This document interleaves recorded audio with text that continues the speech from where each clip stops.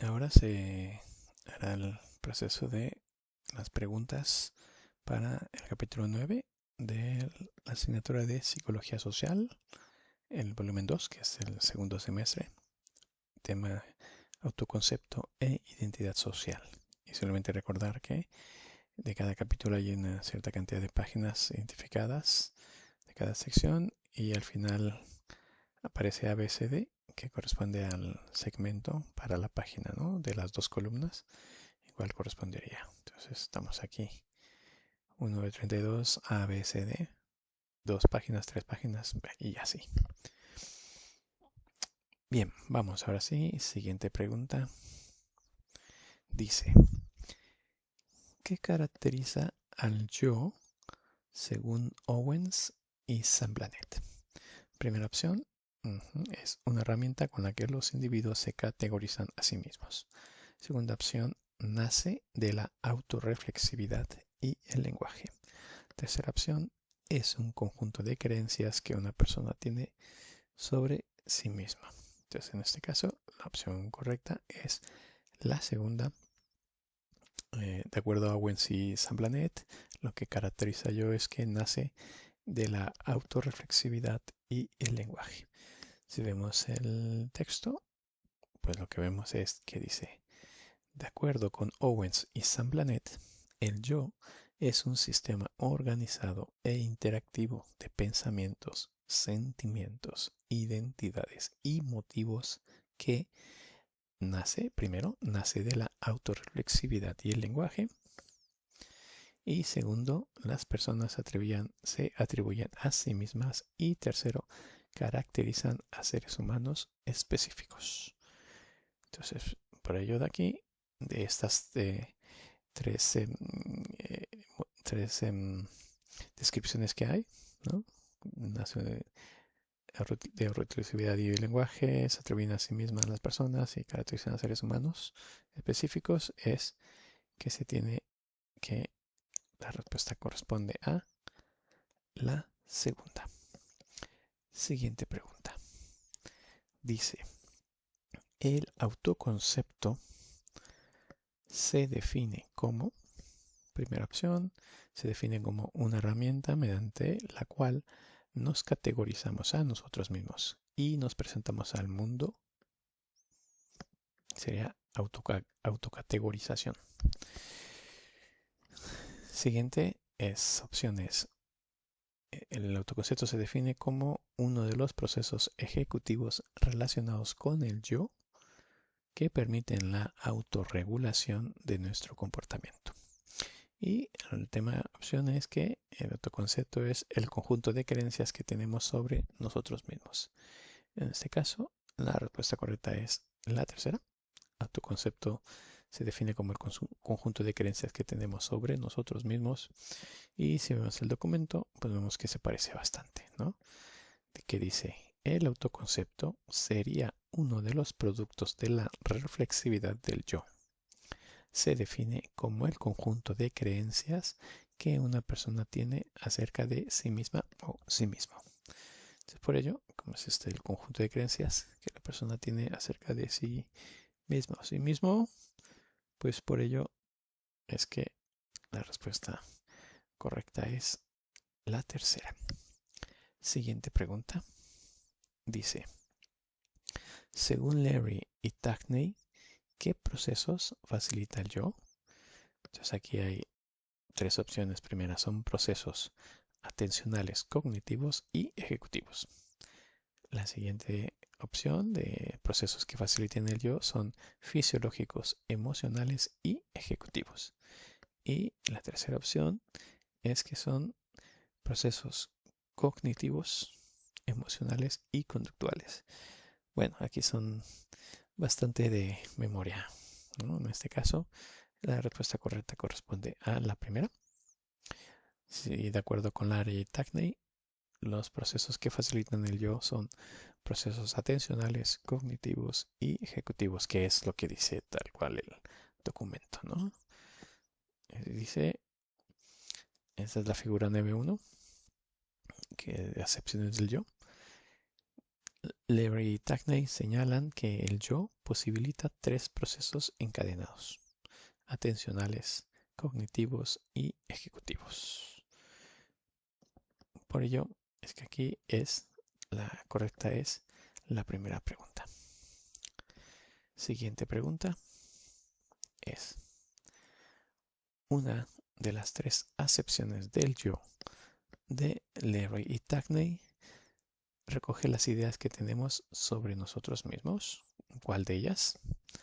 Entonces la primera es la acepción del yo autoconsciente, lo que recoge las ideas sobre nosotros mismos. La siguiente opción es el yo autorregulador y la tercera opción es el yo de autoconcepto. Entonces en este caso la respuesta correcta es la tercera. La acepción del yo de Leary Tackney, que recoge las ideas que tenemos sobre nosotros mismos, es el autoconcepto.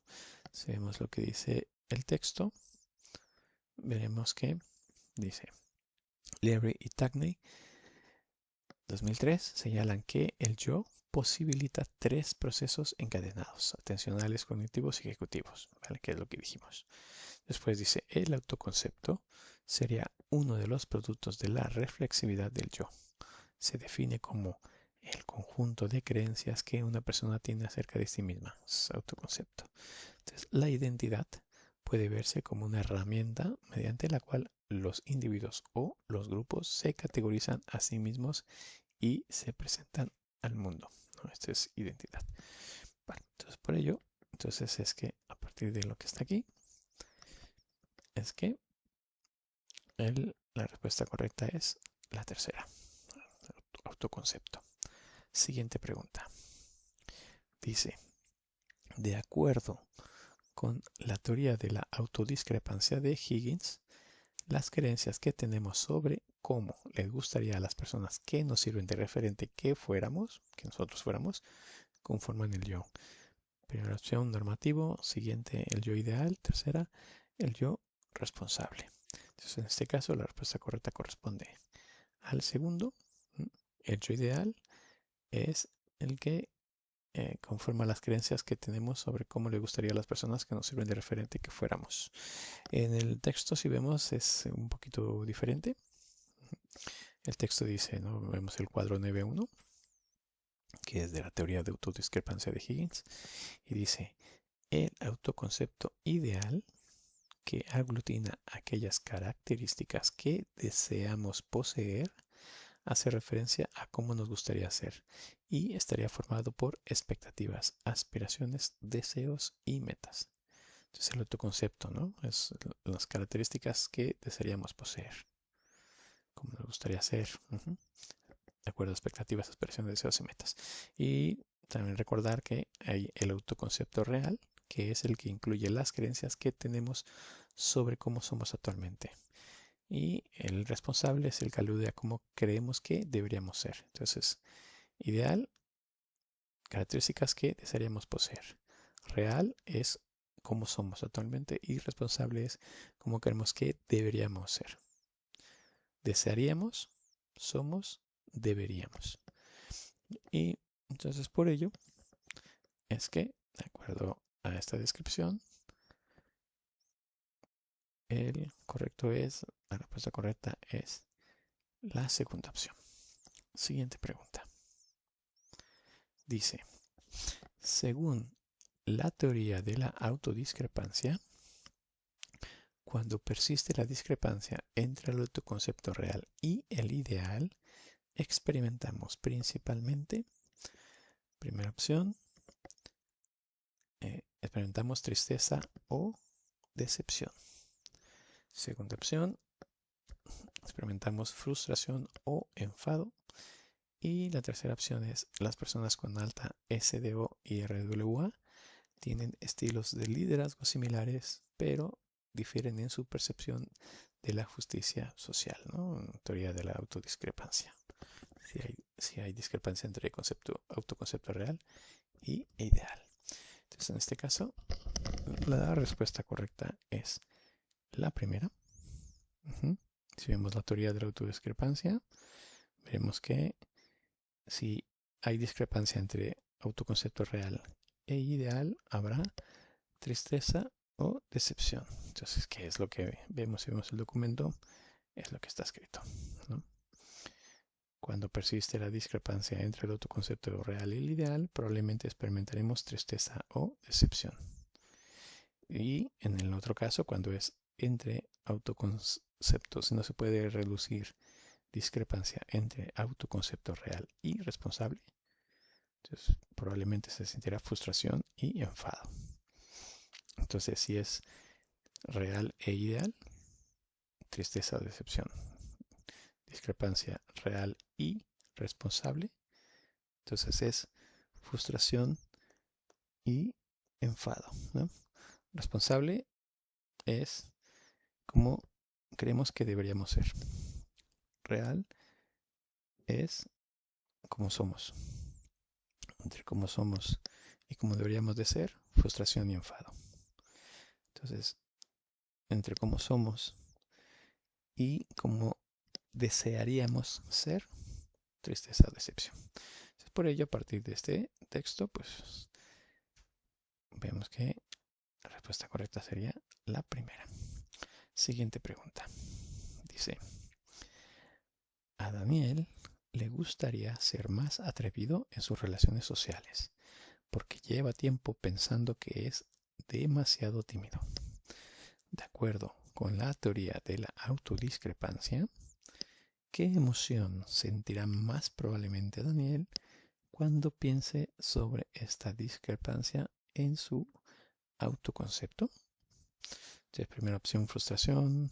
Segunda opción, enfado. Tercera opción, tristeza. Entonces, de esas tres, la respuesta correcta correspondería a la tercera opción. Entonces, y aquí están unas para deducir, que sería similar al que hemos visto, ¿no?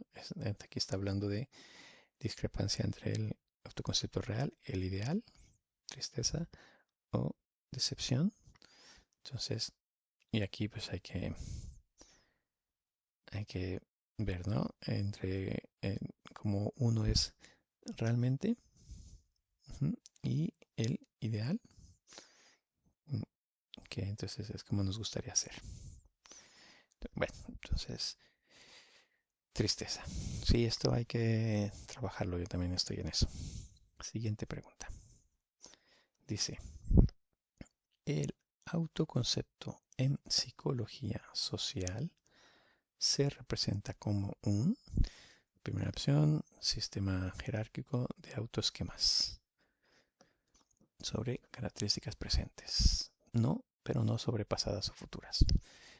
Segunda opción es, se representa como autoconcepto, se representa como un árbol jerárquico en cuya cima se sitúa el autoconcepto global o general y que será dividido en autoconceptos más específicos.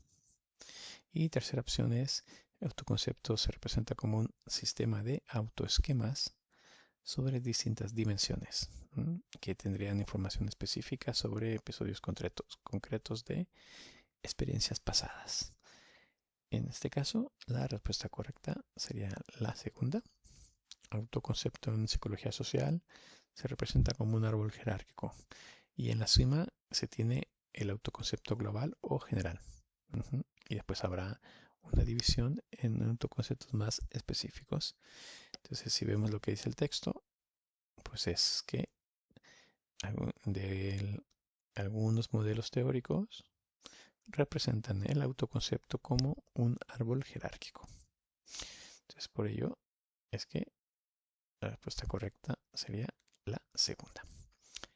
Siguiente pregunta. Dice, ¿qué diferencia hay entre las creencias implícitas y las explícitas en relación con el autoconcepto?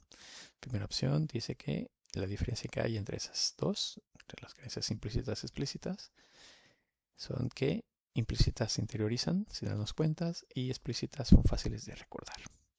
Siguiente opción es que implícitas son producto de introspección y explícitas son resultado de experiencia. Y la tercera opción, que implícitas son activas en conciencia y explícitas no son activas. De esas tres opciones, la correcta correspondería a la primera. Entonces, en relación con autoconcepto, la diferencia es que las creencias implícitas se interiorizan sin darnos cuenta. Si es implícito, no nos damos cuenta. Mientras que explícitos son fáciles de recordar. Entonces, y si vemos el texto del documento, pues podemos ver que dice: es importante señalar que no todas las creencias que tenemos sobre nosotros mismos son explícitas. También tenemos ideas sobre nosotros mismos que hemos ido interiorizando sin darnos cuenta y que no somos capaces de identificar mediante un proceso normal de introspección.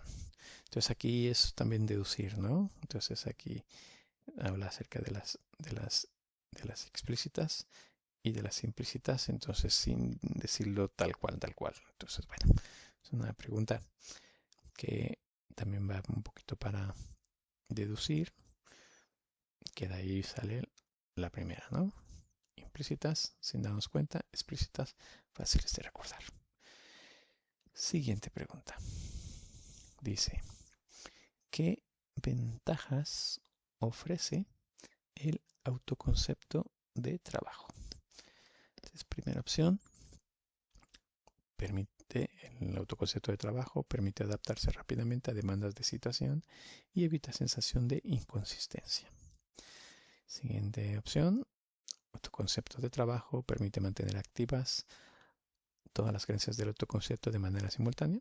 Y tercera opción dice que el autoconcepto de trabajo facilita el proceso de introspección para identificar creencias implícitas.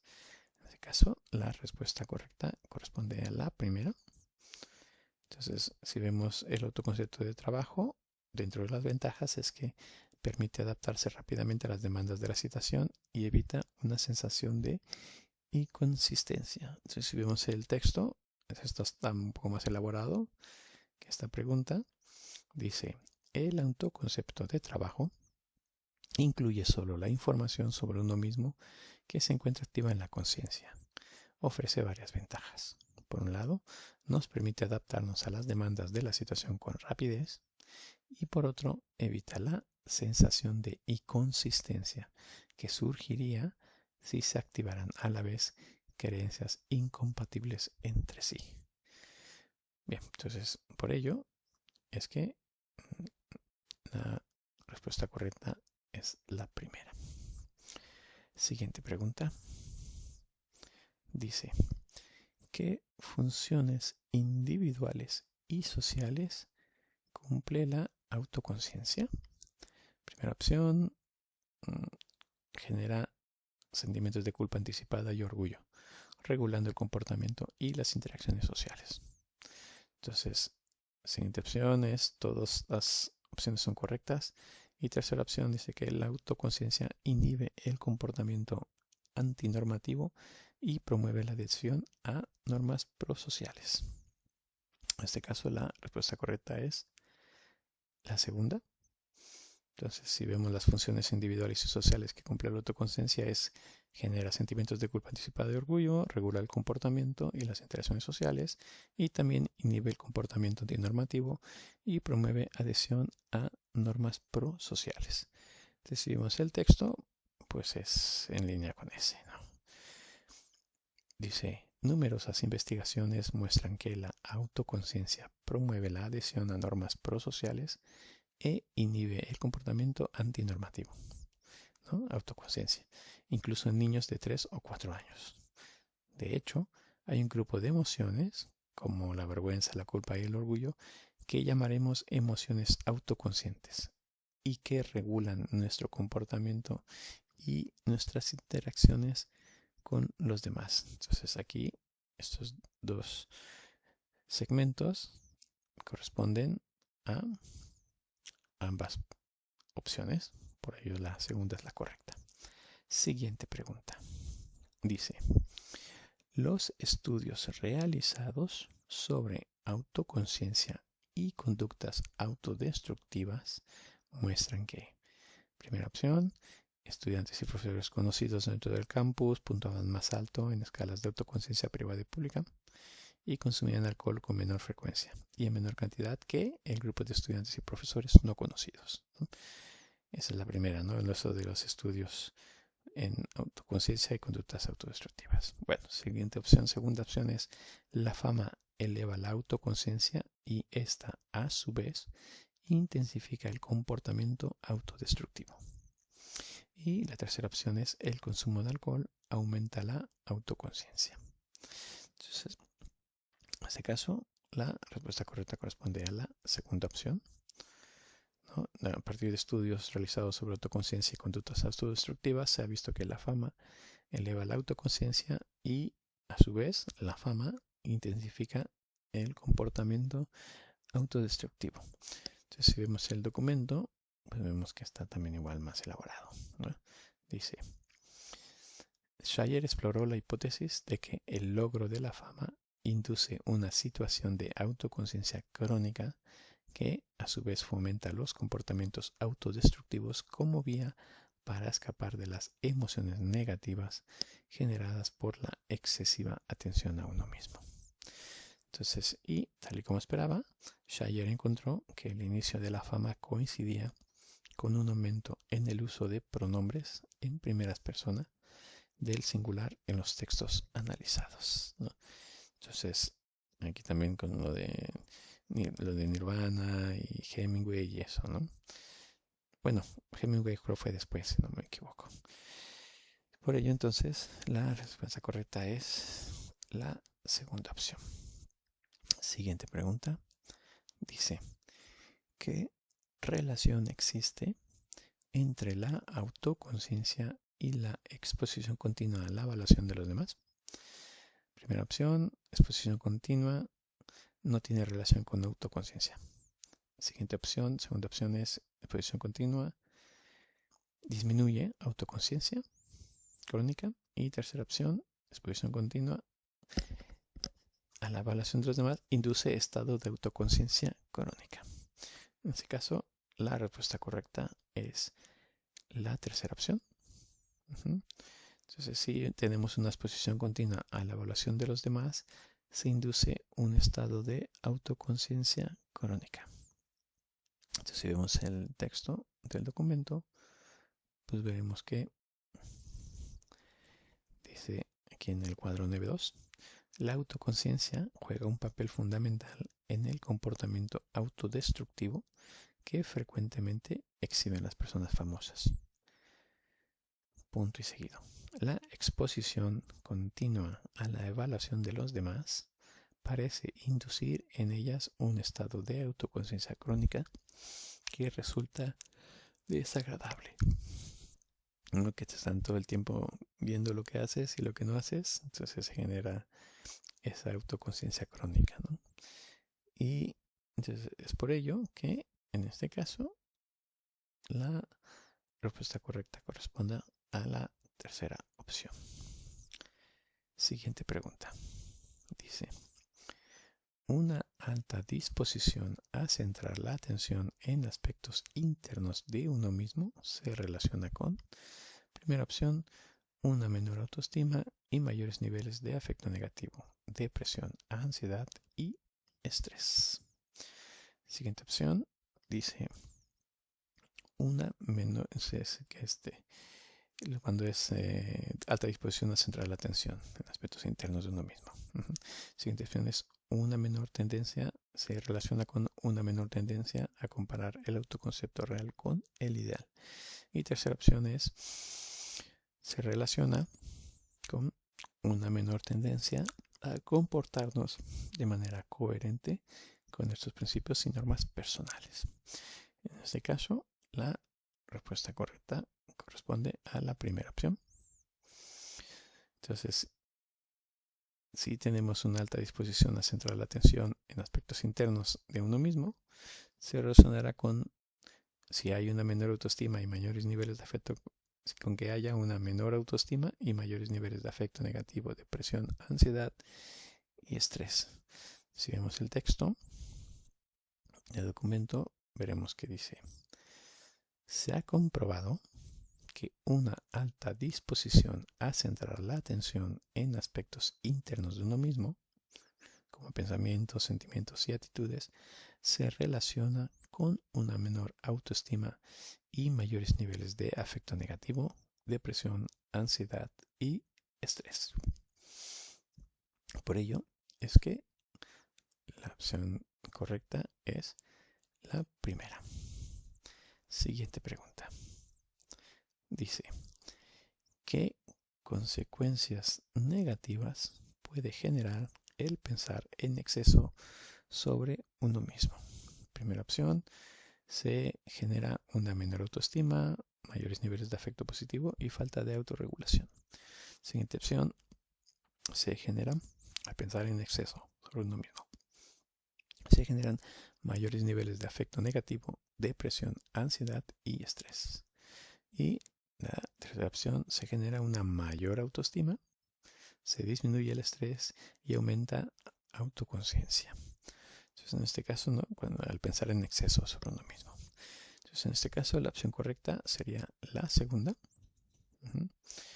Entonces, las consecuencias negativas que se pueden generar si se piensa en exceso sobre uno mismo son tener mayores niveles de afecto negativo, tener depresión, ansiedad y estrés. Entonces, si vemos el texto, lo que dice es que pensar en exceso sobre uno mismo puede acarrear problemas. Se ha comprobado que una alta disposición a centrar la atención en aspectos internos de uno mismo, como pensamientos, sentimientos y actitudes, se relaciona con una menor autoestima y mayores niveles de afecto negativo, depresión, ansiedad y estrés.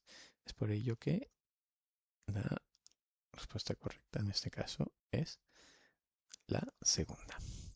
Siguiente pregunta. Dice, ¿qué puede provocar el rechazo social según Baumeister? Y tres opciones. Primera opción, puede provocar rechazo social, puede provocar mayor autorregulación y empatía.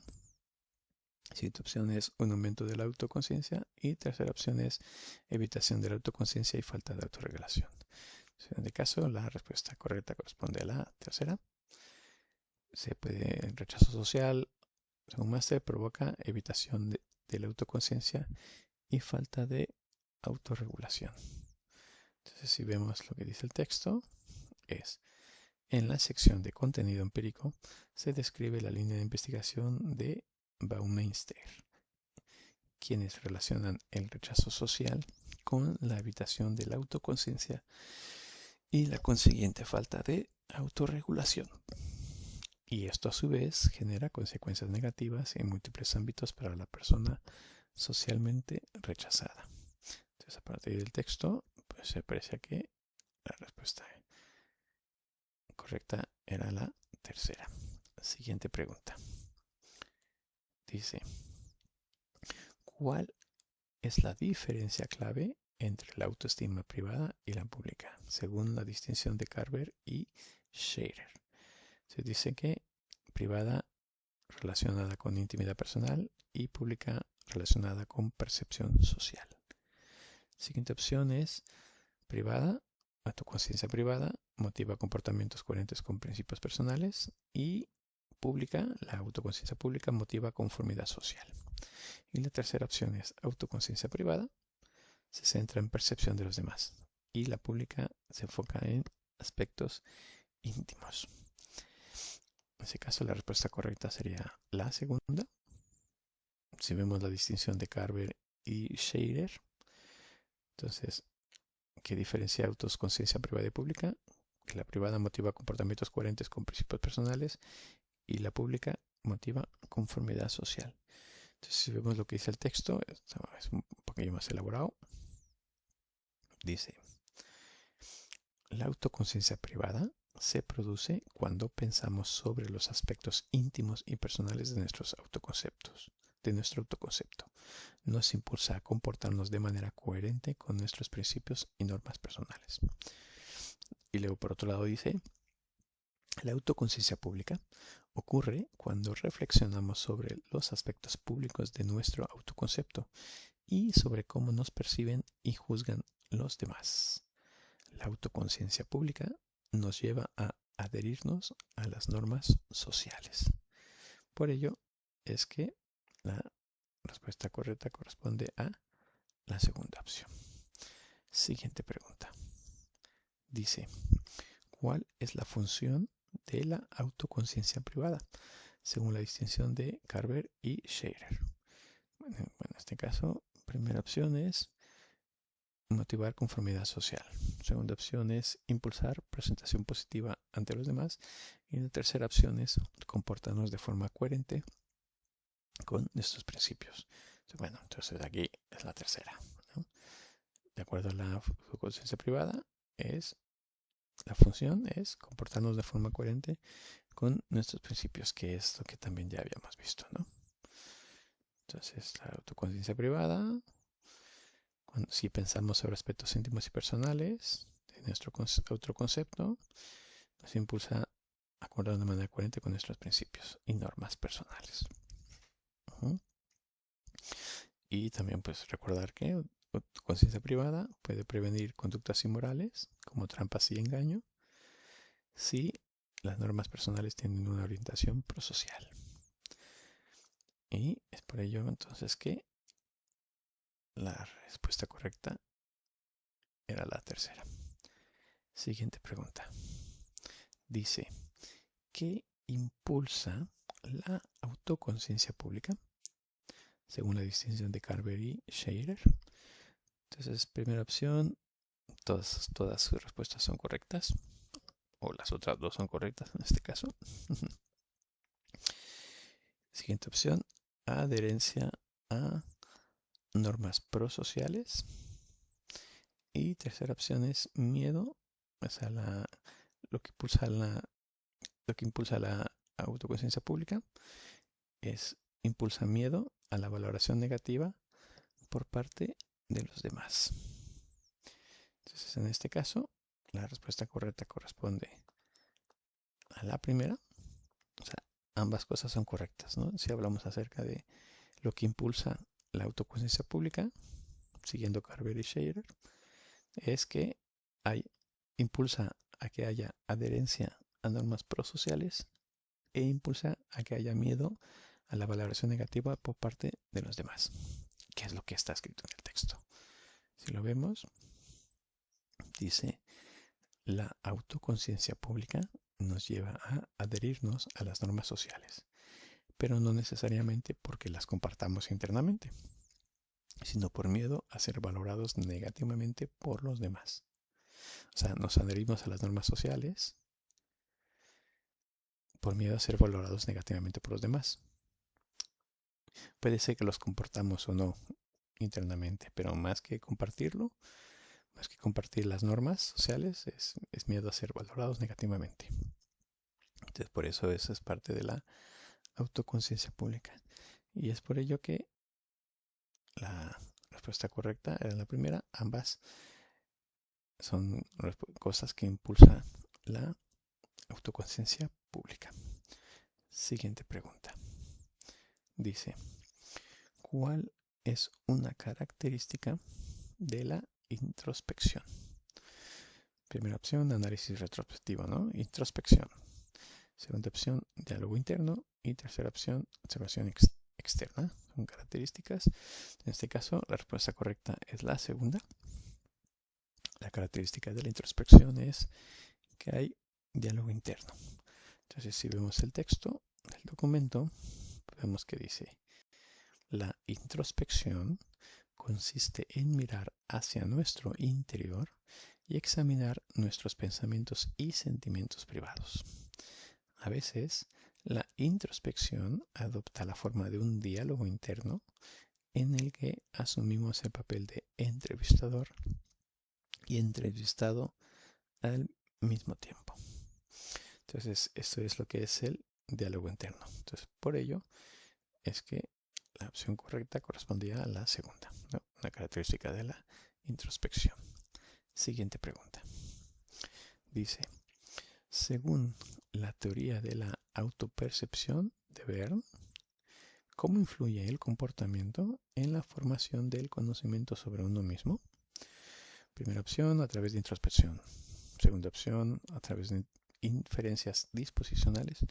Y tercera opción, a través de comparación social. En este caso, la respuesta correcta es la segunda. Si vemos la teoría de la autopercepción de Verne, entonces el comportamiento en la formación de conocimientos sobre uno mismo influye a través de inferencias disposicionales. Si vemos el texto del documento, pues lo que vemos es que dice, la teoría de la autopercepción de Verne sostiene que cuando no estamos seguros de nuestras actitudes, sentimientos y motivaciones, los inferimos observando nuestro propio comportamiento y las circunstancias en las que éste se produce. En la construcción de conocimiento sobre uno mismo intervienen algunos procesos similares a los implicados en la formación de impresiones sobre otras personas, como cuando se hacen inferencias disposicionales, atribuciones internas sobre su comportamiento. Entonces, esto era lo de eso de era eso también de si los videos, si alguien te pregunta si tú te gustan las series, entonces te pones a pensar si ves series o no ves series, y si son de trabajo o no, algo así.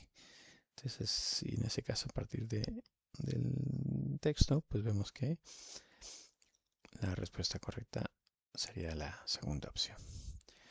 Siguiente pregunta. Dice, ¿cómo puede construirse el autoconocimiento a partir de la imaginación? Primera opción, se construye observando a otros. Siguiente opción, se construye simulando comportamientos futuros. Y tercera, se construye analizando experiencias pasadas. En este caso, la respuesta correcta corresponde a la segunda. El autoconocimiento a partir de la imaginación puede construirse simulando comportamientos futuros. Entonces aquí, si vemos el texto, dice, además de construir autoconocimiento a partir de nuestras acciones pasadas, también podemos hacerlo imaginando cómo nos comportaríamos en una situación determinada. El hecho de imaginarnos comportándonos de determinada manera produce cambios significativos en las expectativas que desarrollamos sobre nosotros mismos y en nuestras intenciones de comportamiento. Entonces aquí es lo que podemos construir autoconocimiento a través de imaginarnos cómo nos comportaríamos en una situación determinada y también en nuestras acciones pasadas. Pero esto de imaginarse, imaginando cómo nos comportamos, igual creo que no me acuerdo en qué asignatura, era algo así de imagínate un jugador de básquetbol, imagínate eh, que estás lanzando la pelota y entra en la canasta y acertaban más veces, algo así. Interesante. Entonces, por ello, a partir del texto, que en este caso, la respuesta correcta es la segunda opción, ¿no? Simulando. Así que es imaginándose. Siguiente pregunta. Dice, según la teoría de la comparación social de Festinger, ¿con quiénes tendemos a compararnos en términos de actitudes? Primera opción, nos comparamos con personas que pertenecen a diferentes grupos sociales. Segunda opción, nos comparamos con personas con actitudes muy diferentes a las nuestras. Y tercera opción, nos comparamos con personas que tienen actitudes similares a las nuestras. En este caso, la respuesta correcta es la tercera. Entonces, si vemos la teoría de la comparación social de Festinger, entonces, en términos de actitudes, nos tendemos a comparar con personas que tienen actitudes similares a las nuestras. Si vemos el texto, lo que dice el documento es, en lo que respecta a la evaluación de nuestras actitudes, tenderemos a compararnos en principio con quienes tengan actitudes similares a las nuestras, puesto que la comparación con quien piensa de manera muy diferente no nos permitiría efectuar una evaluación subjetivamente precisa. Entonces, es por ello que, entonces, a partir de las respuestas que se tienen, pues vemos que la respuesta correcta sería la tercera. Siguiente pregunta. Dice, ¿qué tipo de comparación social debemos hacer si queremos evaluar nuestra habilidad para mejorar nuestro rendimiento? Tres opciones. Primera opción, la comparación social que debemos hacer es comparación social ascendente. La siguiente opción es comparación con personas desconocidas y la tercera opción es social descendente. En este caso, la respuesta correcta sería la primera. Si queremos evaluar nuestra habilidad para mejorar nuestro rendimiento, tenemos que hacer una comparación social ascendente. Entonces, mejorar rendimiento social ascendente.